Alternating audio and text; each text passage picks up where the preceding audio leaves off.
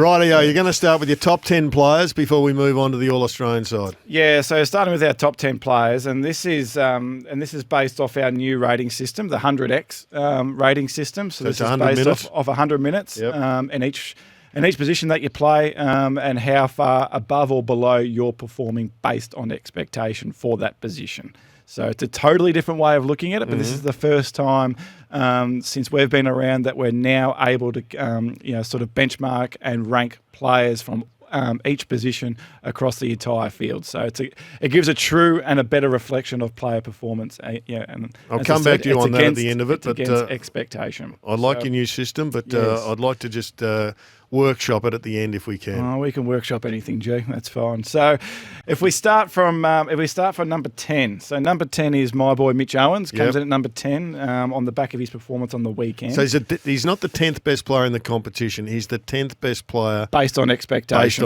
Based on the role that he's played. Okay. So he's meant to be averaging 12.9 AFL player rating points, playing that forward and a little bit of ruck time. He averages 12.9 AFL player rating points. He's meant to be averaging 8.7 based on that forward and ruck time. So this is the expectation. So he comes in at number 10. Nick Martin comes in at number 9, playing mainly that wing role. Errol Goulden is flying at the moment, so he's now up to number 8. Taylor Walker is on the wing for Goulden. He's played more minutes on the wing this year than what he has midfield time, but he's be 60-40. He's in our All-Australian team. I'll get to that after this, but he's there's another one. So he's played more. So he has played more wing time this year than he has midfield time. Taylor Walker comes in at number 7 there. So his last 5 weeks in particular are absolutely flying. Nick Dacos comes in at number 6. Nick Blakey comes in at number 5. A lizard. Yes. Has a lizard ever made the All-Australian side? I don't think so. But if it's based on the 100X ratings, if he over the last 6 weeks, he's the second best player in the game based on expectation. Marcus Bontempelli comes in next at number 4. Zach Butters, number 3. And the top 2 players, I was riding this home very hard on Saturday night. Dan Houston comes in at number 2, and I was very happy with that kick after the siren. You pumped him up about 6 weeks ago. Yeah, and Jack Sinclair comes in number 1 based on the 100X rating. So a couple of changes to what it was 4 weeks ago. So Walker comes in. He was 81st 4 weeks ago. Goulden, Martin and Owens come into the top 10. Out goes Petrarca. So Petrarca's still a top 20 player, but over the last 4 weeks, has killed him, hasn't it? Absolutely destroyed him, Kane. Yeah. So over the last 4 weeks, that's been a huge knock on his game. Mason Wood drops out. So over the last 4 weeks, his form has really fallen away.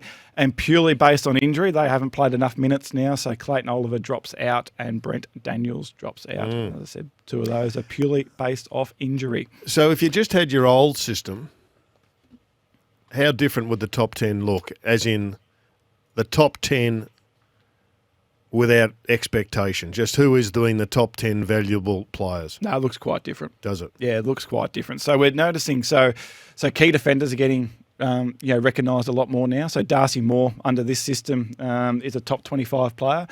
On the old system, Darcy Moore would be lucky to be a top 50 player.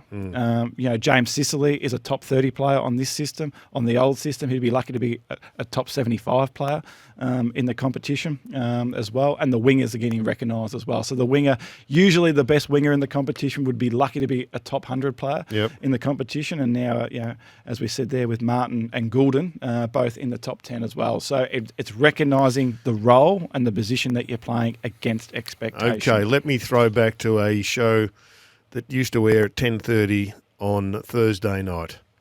3 Wise Monkeys. From the back line, please, Hoyney.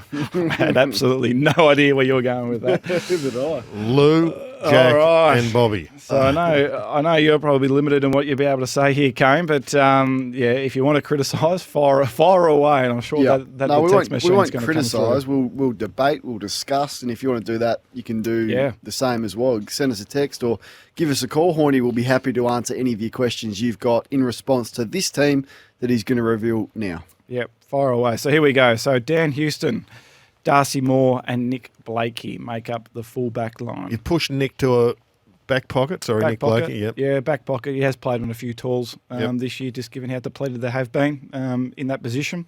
Half-back line is Jack Sinclair, James Sicily and Nick Dacos. The centre line, one wing is Errol Goulden. In the centre is Zach Butters, and on the other wing is Nick Martin. On the half-forward line, Jack McRae. So Jack McRae has played almost the same amount of minutes as a midfielder and as a forward this year. Taylor Walker and Shai Bolton, very similar profile to Jack McRae in terms of minutes played in each position.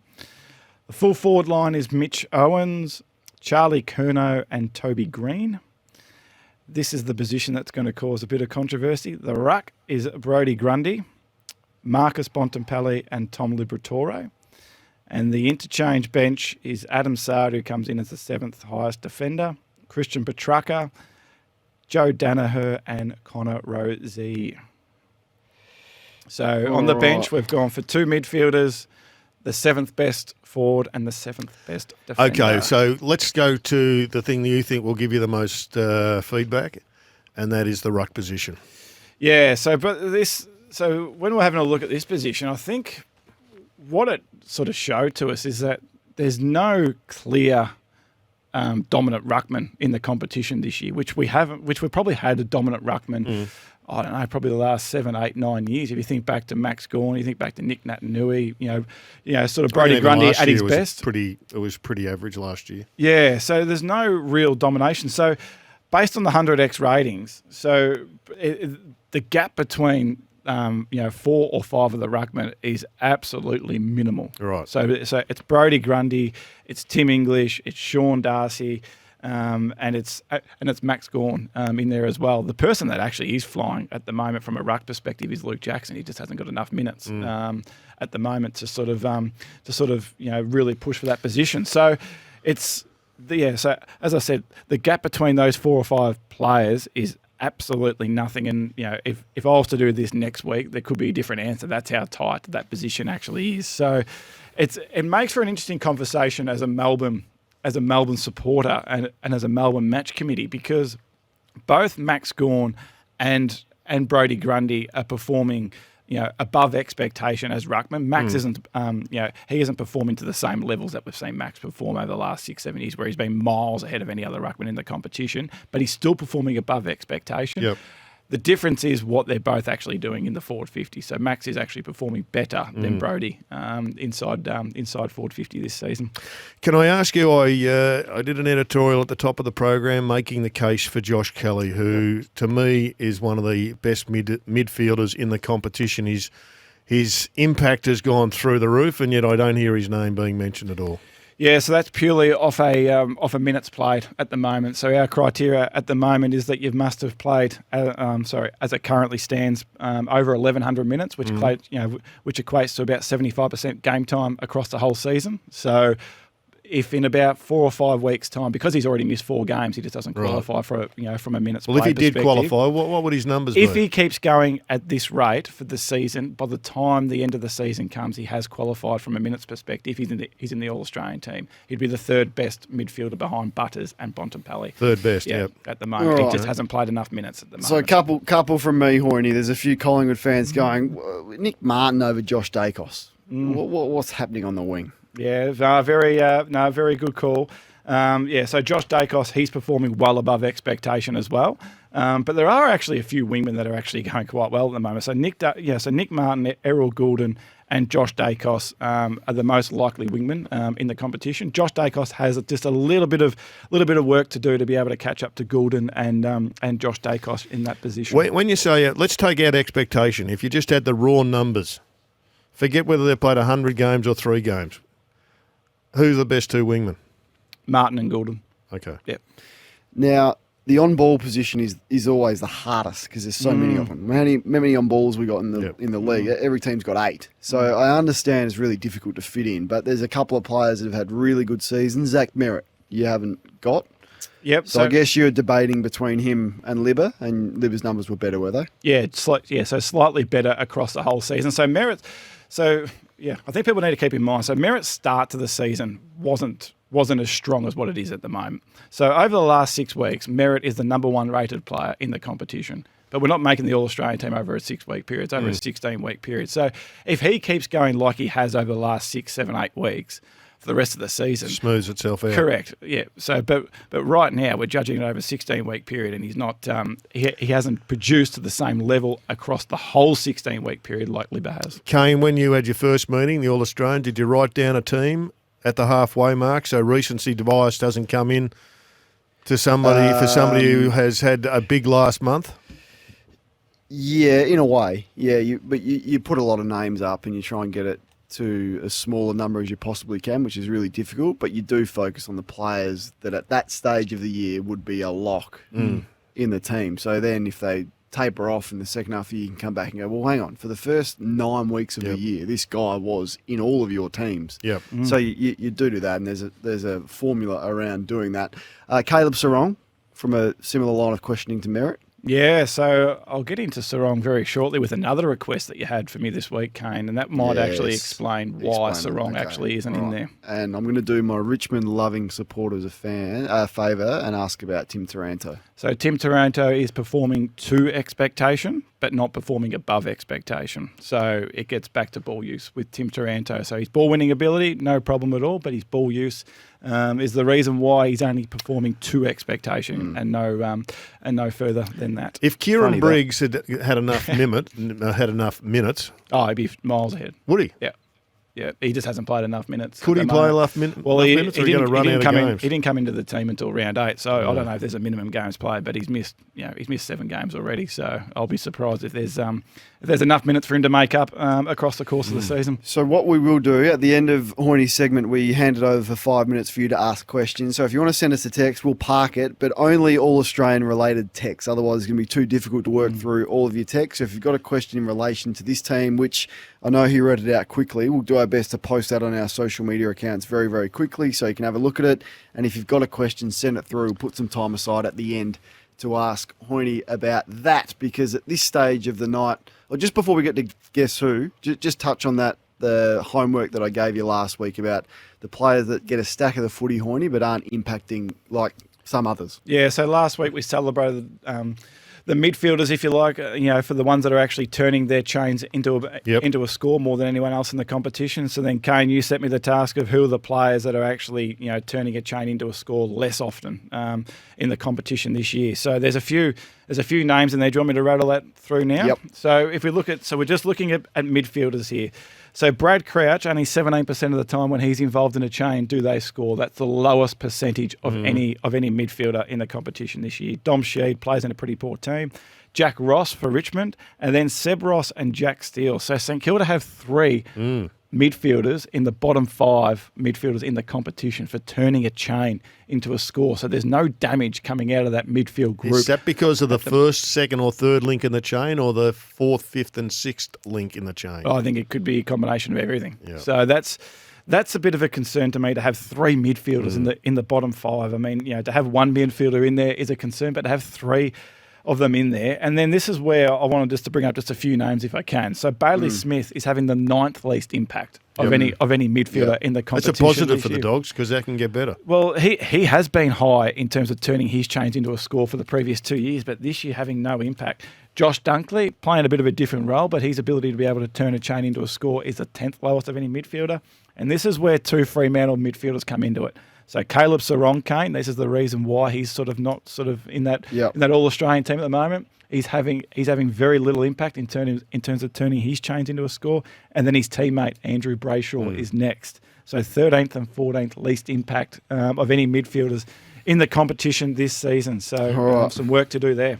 There you go. Thanks for doing that homework. Each and every week we do a game of Guess Who. You give a clue. We take the ad break to try and work out what it is. What's the clue tonight, Hoyney? So player related. This player is averaging almost 11 more AFL player rating points in wins than losses this year. It's the 3rd biggest differential we've ever recorded. Who is this player? Who am I? Not a lot of information. 0433 90 out 1116. Have a guess at He's that. A forward. Back. He's a forward. I'll give He's you a forward. The answer is coming up next. Who's the forward that plays well in wins but doesn't play well in losses? And the difference between those two is alarming. That's the question that Hoyney has asked. Gerard, have you got the answer? I haven't got it. I've thrown up one or two, but I'm going to settle on Darcy Fogarty. I tell you what, Kane. It's the most entertaining 5 minutes of my week between this. I've got to read out all the ones that I get watching text. G just go through about 100 names and just wondering who it is. It's actually quite entertaining. My initial thought was going to be Joe Danaher, but I didn't settle on Joe. It was too obvious. It has to be someone really good, so I've gone for Curnow.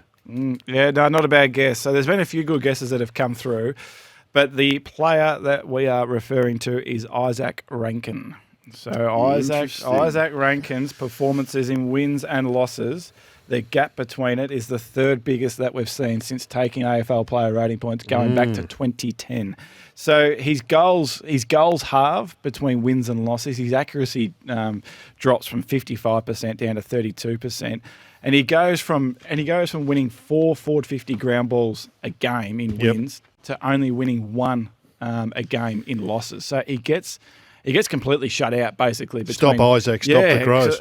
So if you're an Essendon supporter this week, that magnet, in terms of who goes to him this week, McGrath. I think it has to be Andy McGrath. Has to be Andy McGrath. His record against some of the best, small forwards this year has been exceptional. And that will go a long, long, long way to winning Essendon the game on Sunday. Isaac Rankin is a flat track bully in 2023. He's going to have to turn that around away from home against good sides. You, a few weeks ago, put Lachie Neale's name on the radar for us, and in particular his ball use, which I think shocked a lot of us. I get the feeling he's just turned improved it around. since he was under the microscope, though. Hoyney's got it on his agenda tonight. I'm not sure which way this is going to go, Hoyney, but have you seen a response? No, spot on, Kane. So, credit where credit's due. So, we've got to give Lachie a bit of love here. So, his last 3 weeks has been exceptional. So, as I said 3 weeks ago when we had him as about the 240th highest rated player on the 100X ratings, it was all down to his ball use. So, he was the second worst kick in the competition, and his impact with ball in hand was the 11th lowest of any midfielder in the competition. Well, the last 3 weeks, he's having the 10th most impact with ball in hand of any midfielder in the competition. So that's just taken his whole game to another level. He only kicked 1 goal from 11 shots in the first 13 weeks of the season. On the weekend against Richmond, 3 shots at goal for a whole game, kicked 2 goals. So, and one thing I just wanted to mention, and I was just talking to you there in the ad break, G, is sort of, and I get it that it is really hard to appreciate the impact that you're having ball in hand live. Like it's so easy for us to actually look at the stat sheet and see, numbers. Straight away to contested possessions and clearances and disposals and just assume that a player's had, massive impact. But then really assessing, impact with ball use, I think you almost have to do that more on replay and actually go back and actually appreciate what they're doing. His handball game over the last 3 weeks has absolutely excelled, and I didn't think that it could actually go to another level than what he's actually produced over the last 3 weeks. So his ability to be able to win the ball in contest and then release to a teammate on the outside, is something to look for over the next few weeks with what Lachie is actually doing. Has he had a right-handed handball this year? I leave the handballing stuff up to you, G. I don't look at the right or left-hand handball as often as what you do, but. So credit where that's due. So his kick rating, that was minus 10% below expectation after round 13. It's still at minus 5%. So he's still not a great kick, across the ground, but it's nowhere near as poor as what it was, 3 or 4 weeks ago. So you fixed up Lachie Neale. Chris Fagan's rung you up and said, can you just focus on him? Has Chris Scott given you a call? Because I see Geelong's ball use is under the microscope. Yeah, so we go from one positive ball use to just something that's really concerning at the moment, and something that we just haven't seen from a Geelong team very rarely under the Chris Scott regime. So their ball use over the last 10 weeks by foot, they're the second worst ball use team in the competition by foot in the competition over the last 10 weeks. The only team below them is Melbourne in terms of their ability to be able to impact the game through their ball use by foot. And Melbourne's main issue is their sort of lack of ability to be able to convert in front of goal. Geelong's main issue is actually in general play. So only West Coast is rated as a worse field kicking team than Geelong over the last 10 weeks. It's hard to believe after last year. Correct. So to put this into a bit of context, so Geelong last year, they were the third best kicking team in the competition. Last 10 weeks, second worst.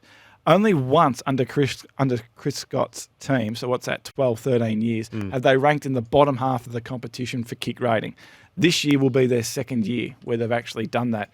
So just their inability to be able to get anything going and get any easy ball is just not there. So, so their ball movement over the last 10 weeks is the second worst in the competition off the back of poor ball use.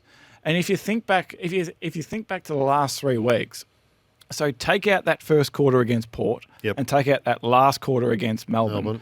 So for 10 quarters, they've kicked 17 goals in 10 quarters.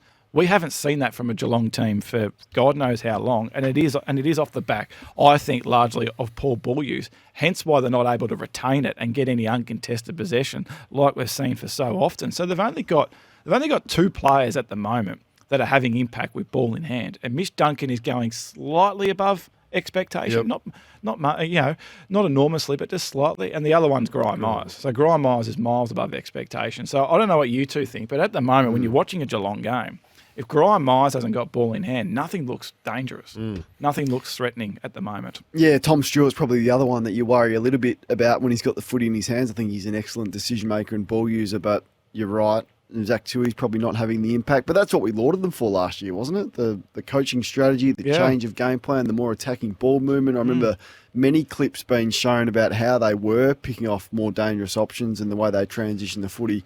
Not so this year, and then defensively they've been poor as well, and they've been found out a couple of times. So they got issues everywhere. They'll make the 8, but it's going to be tough for them to win the premiership from here. On the other hand, though, what a stunning performance it was from the Pies on the weekend. Yeah, no, it was. And, people seem to think that I don't like Collingwood for some reason. I think I've said on this show every week, they are the best team in it.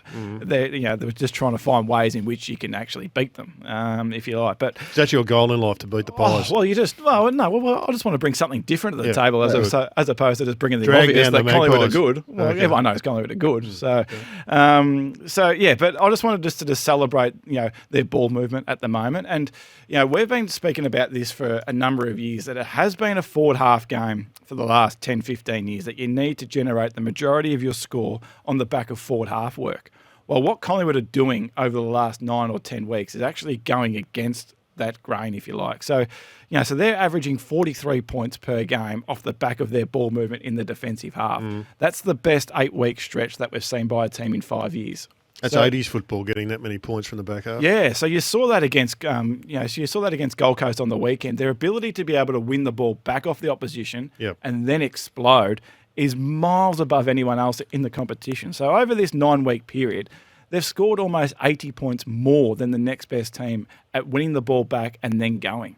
So to put that into a bit of context for St Kilda supporters, unfortunately for St Kilda supporters, Collingwood and St Kilda have both had equal opportunity to score off the back of intercept work behind centre. Collingwood have scored 268 points. St Kilda have scored 130. It's just poles apart in terms of what they've been able to do, and it's off the back, of Darcy Moore, who's generated 47 points off the back of his intercept work, number 2 in the competition. Murphy's high up, Quain is high up, and Maynard's high up. So there's not one player behind the ball where you go, if we shut him down, that stops their ball movement work. There's 4 or 5 options, and that's not including Jeremy Howe, who's only just come back into the team as well. So how you stop that's going to be interesting, and whether or not this trend continues is going to be the other interesting thing for the competition, because they are 9th or 10th at scoring off the back of their forward half work, which is not what we're usually seeing with the premiership model. So if it works, which I hope it does, because I love seeing ball movement. I think we all love seeing ball movement. It'll be interesting to see, if the competition actually comes, sort of comes with Collingwood on the back of that, electric ball movement work. Can you break down specifically where Geelong's ball movement has broken down? Is it from deep in defence? Is it half back line? It's off the back of just being able to connect with fellow teammates. So missing targets. Yeah, correct. So missing targets just destroys ball movement full stop. You can't get any ball movement going when you're not hitting targets, plain and simple, and that's Geelong's issue at the moment. What about Melbourne's numbers on the weekend, Hoyney, to lose that game of footy with those numbers and those opportunities? I'm not sure where it sits in the history of you keeping numbers, but you do keep the expected scores, and I think you had them winning by, was it 37 points or 36 points? Yeah, 33 points we had them winning by if they had a kick to expectation. But To give you an answer on that, Kane. So we've never seen a team, and this is 24 years since we've been around, lose a game when winning contest by plus 40, clearance by 20, and inside 50s by 30. They're the first team ever to lose it, and no team has actually won a game less by 4 goals. So let alone lose it. Do you overreact to that, like a lot of been doing? And it's not just 1 week; it's been a 6-week build-up where they haven't been able to score like they should. So I get that. Or is there serious underlying issues that can't be fixed? I still think this can be fixed, and maybe I'm in the minority here, and that might change my opinion if they lose 3 games in a row, on the weekend to St Kilda. But I think what they're doing contest-wise and defensively is absolutely superb. The thing with the Melbourne at the moment is I think the hardest thing is just generating the shot. They're generating shots. Like 26 shots a goal on the weekend in those conditions is not a bad return. And based on accuracy, if they had a kick to expectation, they're scoring almost 80 points, which, again, is not a bad return in those conditions. On those conditions the week before against Geelong, shocking night. If they had a kick to expectation, they're just short of 80 points. Not a bad return. 2 weeks beforehand against the best defensive team in the competition in Collingwood, if they had a kick to expectation, they should have kicked almost 90 points. A great return against the best defensive team in the competition. So I think there are a couple of magnets that can be explored. But I think if you're a Melbourne supporter, I totally get the frustration. But I don't think it's as bad as what the actual scoreline is actually showing at the moment. All right, so we'll start with Darcy Fogarty, third highest rated player on the ground. Didn't get a vote from the coaches. 4 goals. Accuracy is highly rated in the rating system, and that was his highest pressure game for the year as well. So well done, Darcy. He's been in solid form. He's an important part of their makeup now. Yeah. He's been in good form for the best part of 18 months now. Matt Rowell, it's hard to get coaches' votes when you lose by that margin, but his second half in particular was strong. Yeah, so just wanted to give him a bit of love. Understand that he didn't get a vote from the coaches in that performance, but we had him as the third highest rated player on the ground. 7 of the top 8 players on the ground were Pies players. He was the only Gold Coast player to feature in there, and it was his ability to be able to impact the scoreboard. So 2 goals. We haven't seen him kick 2 goals since his debut season. Another high pressure game as well. So where else do the coaches stuff it up? I jumped segments, but let's get back to where they stuffed it up. So Zach Merritt. Yep. So Zach Merritt, highest rated player on the ground. Didn't get a vote from the coaches on the weekend. Can't get in your All-Australian team, doesn't get a coach's vote. He was the second highest rated player for the round, let alone for the game. So I was actually really surprised with that one. Yeah. Jack Silvani, we had him as the highest rated player on the ground in the Carlton versus Hawthorn game. Didn't get didn't get a vote from the coaches. It was his ability to be able to get back and actually impact the game through his defensive actions, which was important. And his ruck work was actually really impressive as well, which probably says more about the Hawthorn rucks than anything else. Any others? And then the last one is Sam Taylor. So Sam Taylor back from injury for a couple of weeks now. We had him as the highest rated player on the ground, and I think he was a large reason as to why they were able to hold up so well in that defensive 50 to restrict Melbourne scoring as they did.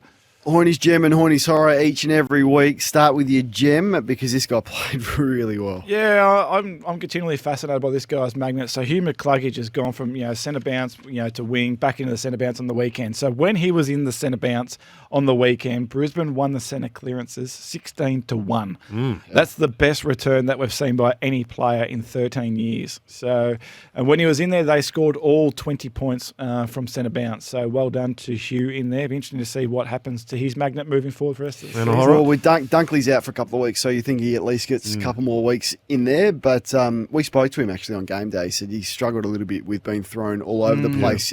Your horror, bit of inaccuracy again. And the horror goes back to Friday night. What a horrible game that was on Friday night. But so the combined match score was actually 63 points lower than expected, thanks to poor accuracy. That is the worst return we have ever recorded in a game on the weekend. It was a hard watch. It was a hard watch. So the Swans cost themselves 44 points and Geelong cost themselves 19 points on the scoreboard. We have posted Hoyney's All-Australian team to our Twitter account at SportsDaySN, I think it is. You can follow along there and catch up on that. And there's some questions off the back of it, which we've got to put to Hoyney before he goes. Was Alex Neil-Bullen close? I can't figure out if he's a Jet or not, says Mortimer. No, he's not close on the ratings, unfortunately. Tom Mitchell? Tom Mitchell, no, not close either on the ratings. Going okay, Tom, but just, we're talking the elite of the elite. Adam Chera? So Adam Chera, he's actually flying at the moment, and he is the next midfielder to actually come into the team. So he's just a fraction off. So Connor Rosie just got him, and then Adam Chera is coming in right behind him. Here's a question for you, Kane. Are you going to vote for Wingman in the All-Australian team? I'm a very small part of a large panel that vote on the All-Australian Will team. you take up the case? How is Aaliyah not in the side over Sicily? Someone asks without a name. Yeah, so Sicily's impact in terms of his ball winning ability from his intercept work is far greater than what Aaliyah's is, and then also equally importantly, his ball use, James Sicily, is far stronger than what Aaliyah is. Both even in pushing in the back though, very strong in that area. Very strong. You would be absolutely all across that, G, wouldn't you? How far is Ridley from All-Australian selection? Yeah, so Ridley's actually performing quite well. We got him as a key defender in the competition at the moment. So he's probably about third or fourth, in line to be able to come in to the All-Australian team. So he's just one to watch. Whether we do this in 4 or 8 weeks' time, he could be there. He's actually not too far away. Why did Melbourne keep Ben Brown in the team on such a wet day, Kane? Good question. That was from Richard. Yeah, no, and I think it's a fair question because they are tall with Grundy and Gawn in the side. Fritsch got injured, which hurt them as well. So in hindsight, it's probably one they would revisit, I think. Taylor Walker, there's a question, but Taylor Walker is in that All-Australian team. Brian Myers, got a question on Grind? Have to be close. Yeah, so Brian Myers is shooting the lights out from a field kicking perspective, but as we keep talking about, accuracy in front of goal kills you, and Grind's only kicked 1 or 2 goals for the year from about 15 or 16 shots at goal, so that holds him back. Could Oscar Allen make the All-Australian team? Geez, it'd be tough. Yeah, it'd be hard for him. So we've probably got, so I think Hawkins is the next key forward to come into this team as well, and Jeremy Cameron not too far behind. So they're probably the next 2 ahead of Oscar Allen at this stage. Reckons Jeremy Cameron's been robbed. No, well, we've been talking about Jeremy on this show for a little while, haven't we? So he was one of those locks at round 7 or round 8, but his form over the last 6 or 7 weeks has really significantly dropped away on the back of poor accuracy and poor ball use across the ground. And one Bulldog supporter wants to know if you're wearing a balaclava because Tim English has been robbed.